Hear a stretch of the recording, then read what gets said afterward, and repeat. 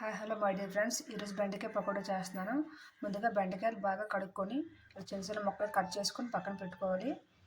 తర్వాత వెడల్పుగా ఉన్నదని ఏదో ఒక వస్తువు ఒక ఐటెం తీసుకొని దాంట్లో కొంచెం సాల్ట్ వేసుకోవాలి. ఒక స్పూన్ సాల్ట్, స్పూన్ కారం, ఒక అర స్పూన్ జీలకర్ర పొడి, ఇవన్నీ వేసినప్పుడు బాగా కలపాలి. వీటిని దీనిలోకి వెల్లుల్లి ఒక 10 రెమ్మలు, పచ్చిమిర్చి ఒక 6, కరివేపాకు 3 రెమ్మలు, వీటిని కొంచెం బాగా కలపాలి.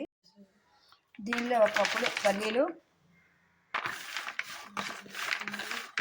కావాలనుకుంటే కాజు కూడా నానబెట్టేసుకోవచ్చు. ఒక పావు గంట కాజు నానబెట్టేసుకోవచ్చు. ఇంట్లో నేనైతే వేయట్లేదు. దీంట్లో మనం ముందుగా కట్ చేసుకుని బెండకాయ ముక్కలు వేసుకోవాలి. దీనిలో ఒక 2 స్పూన్లు శనగపిండి,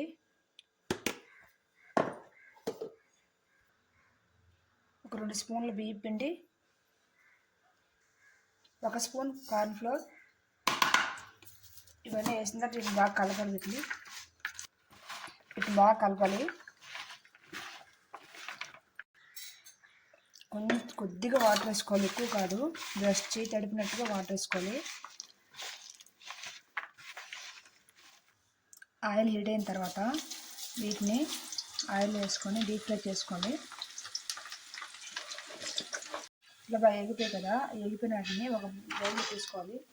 పేపర్ ఎందుకు వేసామంటే మనం ఆయిల్ అంతా పీల్ చేస్తాం అన్నమాట. దాంట్లో ఉన్న ఆయిల్ అంతా దానికోసం పేపర్ వేసాను. ఇలా మిగతా వాటిని కూడా వేసుకోవాలి. మీకు కావాలనుకుంటే వీటిలో ఫుడ్ కలర్ కూడా వేసుకోవచ్చు. నేనైతే ఫుడ్ కలర్ వేయలేదు. ఇలా మిగతా వాటిని అన్నీ కూడా వేసుకుంటే రెడీ.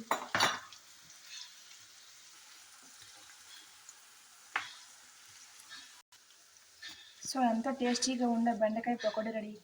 ఒకసారి మీరు ట్రై చేయండి. మీకు ఎలా వచ్చిందో కామెంట్ చేయండి, లైక్ చేయండి, షేర్ చేయండి, సబ్స్క్రైబ్ చేయండి.